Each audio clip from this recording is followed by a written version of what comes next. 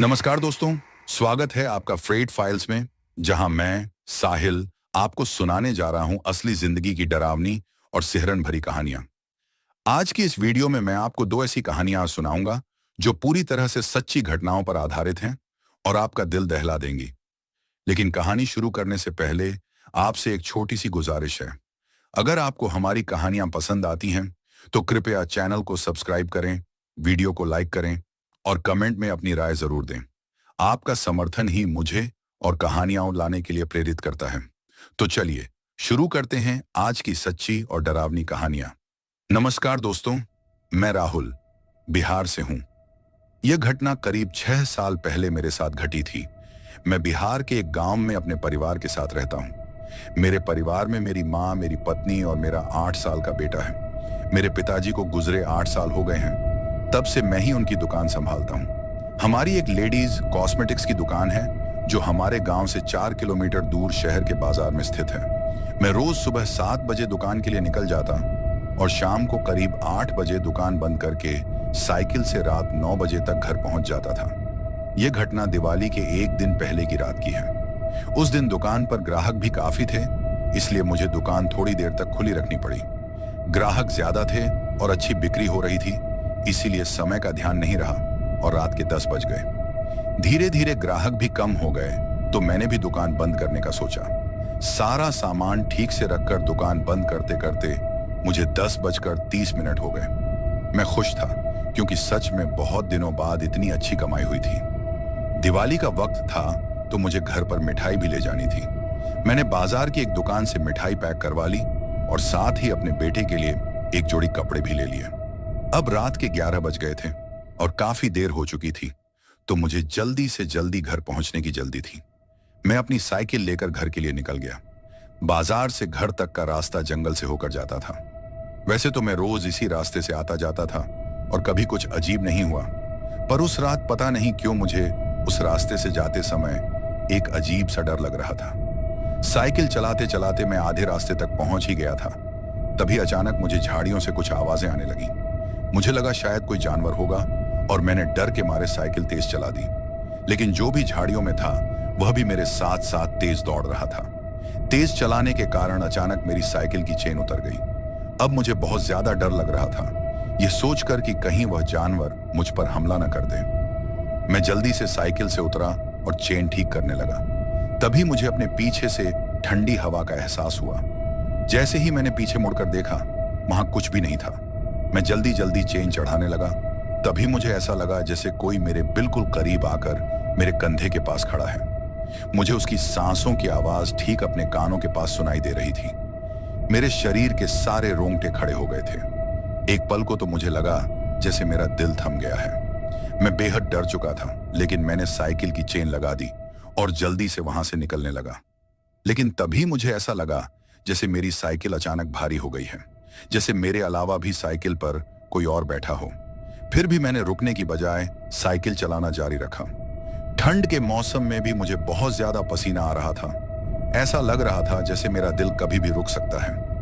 तब मैंने अपने मन में हनुमान चालीसा पढ़ना शुरू किया। जैसे ही मैंने हनुमान चालीसा पढ़ना शुरू किया, मुझे साइकिल का वजन कम लगने लगा और साइकिल भी तेज हो गई। लेकिन फिर भी मुझे ऐसा लग रहा था जैसे कोई है जो मेरे साथ साथ दौड़ रहा है, पर दिखाई नहीं दे रहा। मैंने हनुमान चालीसा जोर जोर से पढ़ना शुरू किया और पूरे रास्ते पढ़ता रहा। जैसे ही मैंने जंगल का रास्ता पार किया, वैसे ही सब शांत हो गया। जो भी था शायद वहीं रुक गया था। मैं अपने घर पहुंच गया और जो कुछ भी मेरे साथ हुआ, मैंने सब कुछ अपने घर वालों को बताया। यह सब सुनकर मेरे घर वाले भी बहुत ज्यादा डर गए थे। मेरी माँ ने तुरंत मंदिर से विभूति लाकर मेरे सिर पर लगाई। उस रात मैंने बिना खाना खाए ही बिस्तर पकड़ लिया। सुबह उठने पर मुझे तेज बुखार था, जो उतरने में 2 दिन लगे। उस रात जो मेरे साथ हुआ, मुझे आज भी नहीं पता वह क्या था, लेकिन जो भी था वह बहुत डरावना एहसास था। उस दिन के बाद मैंने कभी भी उस रास्ते से देर रात आना जाना बंद कर दिया।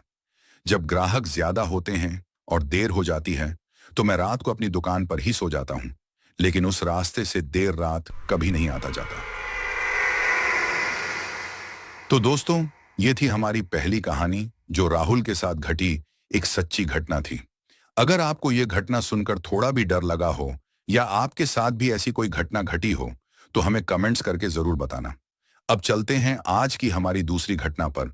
यह घटना रियाज की है जो महाराष्ट्र के नागपुर से हैं। तो आज हम उन्हीं के दृष्टिकोण से उनके साथ घटी यह घटना सुनते हैं। सलाम दोस्तों, मैं रियाज नागपुर से और मेरे साथ यह घटना पिछले साल घटी थी। मैं नागपुर में ऑटो चलाता हूं और ऑटो से ही मेरे परिवार का भरण पोषण करता हूं। एक गुरुवार की बात है जब दिन भर मैंने ऑटो चलाया और थोड़े पैसे कमा लिए थे। शाम को घर की तरफ निकल ही रहा था, तभी मुझे एक सवारी मिल गई। उस आदमी को थोड़ा दूर जाना था तो किराया भी अच्छा खासा मिल जाता। यह सोचकर मैंने सवारी को मना नहीं किया। जिस जगह मुझे सवारी लेकर जाना था वह रास्ता बहुत सुनसान था और करीब 6 किलोमीटर तक ना कोई गांव था, ना कोई इंसान दिखाई दे रहा था। पहुंचते पहुंचते हमें करीब 8 बज गए थे। मैंने सवारी उतारी और पैसे ले लिए। वह आदमी अच्छा था, उसने मुझे अतिरिक्त पैसे भी दिए। मुझे अच्छा लगा और वहां से शुक्रिया कहकर निकलने लगा। जैसे ही मैं उस गांव की सीमा तक पहुंचा, मुझे वहां एक चिकन की दुकान दिखाई दी। मैंने सोचा चलो आज कमाई में अतिरिक्त पैसे मिले हैं, घर वालों के लिए थोड़ा चिकन लेकर जाता हूं और नगमा से आज चिकन बनाने को बोलूंगा। नगमा मेरी बीवी थी। मैंने नगमा को कॉल करके बोल दिया कि मैं चिकन लेकर आ रहा हूं। मैंने उस दुकान से 1 किलो चिकन खरीद लिया और ऑटो की तरफ जा ही रहा था कि तभी वहां खड़ा एक बूढ़ा आदमी मुझसे कहने लगा, भाई कहां जा रहे हो? मैंने उसे अपना ठिकाना बताया तो उसकी आंखें जैसे डर से बड़ी हो गईं और वह उस चिकन वाले की तरफ देखने लगा। उन दोनों की आंखों में मुझे एक अजीब सा डर दिखाई दिया। मैंने उनसे पूछा, क्या हुआ चाचा, कोई दिक्कत है क्या? आप लोग इतना डर क्यों रहे हो? तभी उस चाचा ने कहा, देखो बेटा, हम तुम्हारी भलाई के लिए बोल रहे हैं कि ये चिकन लेकर उस रास्ते से मत जाओ। मैंने पूछा, ऐसा क्यों चाचा? मेरे चिकन लेकर जाने से क्या होगा? चाचा ने बताया कि दरअसल बेटा, उस रास्ते पर एक कब्रिस्तान आता है। उस कब्रिस्तान में कहा जाता है कि एक जिन्न और उसका पूरा कबीला रहता है जो वहां से आने जाने वालों को रात के समय परेशान करते हैं, और तुम तो चिकन लेकर जा रहे हो। चाचा की यह बात सुनकर मुझे हंसी आ गई और मैंने चाचा से कहा, अरे चाचा, कहां आप भी ये जिन्न भूत की बातें लेकर बैठे हो? यहां दुनिया चांद पर पहुंच गई और आप अभी भी इन जिन्न भूत जैसी बातों में फंसे हो। इतना कहकर मैं अपने ऑटो में बैठ गया और वहां से चल पड़ा। पर चाचा ने मुझे फिर चेतावनी देते हुए कहा, बेटा ऐसा मत करो, चिकन कहीं और से ले लेना, वो रास्ता ठीक नहीं है, मत लेकर जाओ ये चिकन। पर मैं कहां सुनने वाला था। मैंने तो अपनी ऑटो स्टार्ट की और निकल पड़ा अपने रास्ते। मैं उस गांव से 2 किलोमीटर आगे आ गया था। तभी मैंने देखा कि सड़क की एक तरफ एक खंडहर सा कब्रिस्तान है। सच में वह कब्रिस्तान बहुत ही ज्यादा डरावना लग रहा था। मेरे दिमाग में उस वक्त चाचा की कई बातें घूम रही थीं। मैं ठीक उस कब्रिस्तान के सामने पहुंचा और मेरा ऑटो अचानक बंद हो गया। अब 1 मिनट के लिए तो मेरी हालत खराब हो गई थी। मैं मन ही मन खुद को गालियां दे रहा था कि काश उस चाचा की बात सुन लेता। क्या पता सच में यहां कुछ हो जाए। यही सब मेरे दिमाग में चल रहा था और मैं बार बार ऑटो स्टार्ट करने की कोशिश कर रहा था। तभी मुझे ऐसा लगा जैसे मेरे ऑटो के चारों तरफ कोई बहुत तेजी से दौड़ रहा है। जब मैंने आसपास देखा तो मुझे उस कब्रिस्तान के गेट के पास एक बहुत ही लंबा और बहुत काला साया दिखा। उसकी हाइट इतनी थी कि उसका सिर भी सही से दिखाई नहीं दे रहा था। इतना देखना था कि मेरे शरीर का खून जम गया और मैं कांपते हुए ऑटो स्टार्ट करने लगा। मैं कोशिश कर ही रहा था कि मुझे मेरे ऑटो के पीछे से हंसने की आवाज आने लगी। मैं तुरंत ऑटो से बाहर निकला और तेजी से वहां से भागने लगा। पर मैं ज्यादा दूर तक नहीं भाग पाया क्योंकि भागते हुए मैंने देखा कि मेरे बिल्कुल सामने वही साया खड़ा था और अब मैं उसका सिर सही से देख पा रहा था। उसका सिर उसके शरीर से भी ज्यादा बड़ा था और उस पर उसकी जलती हुई कोयले जैसी 2 आंखें थीं। इतना देखते ही मुझे लगा जैसे मेरे दिल की धड़कन एकदम तेज हो गई थी और मैं वहीं बेहोश हो गया। उसके बाद मुझे कुछ नहीं पता क्या हुआ, पर सुबह जब आंख खुली तो मैं अस्पताल में था और मेरे सामने वही चाचा और साथ में वही आदमी जिसे मैंने रात को अपनी ऑटो से घर तक छोड़ा था, खड़े थे।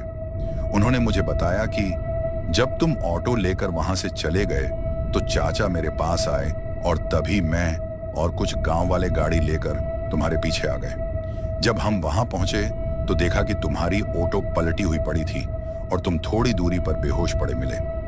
हम तुम्हें तुरंत अस्पताल ले आए। तुम्हारे फोन से हमने तुम्हारे घर पर भी खबर दे दी है। उस दिन से मैंने सोच लिया कि जब कोई हमें ऐसे किसी जगह के बारे में बताए तो उसे हल्के में नहीं लेना चाहिए और जो मना किया हो तो सुन लेना चाहिए। तो दोस्तों, यह थी हमारी आज की 2 कहानियां। उम्मीद है आप लोगों को पसंद आई होंगी। अगर पसंद आई हो तो कमेंट्स में जरूर एक कमेंट दे दो। वीडियो को लाइक करो और चैनल को सब्सक्राइब करना मत भूलना। धन्यवाद।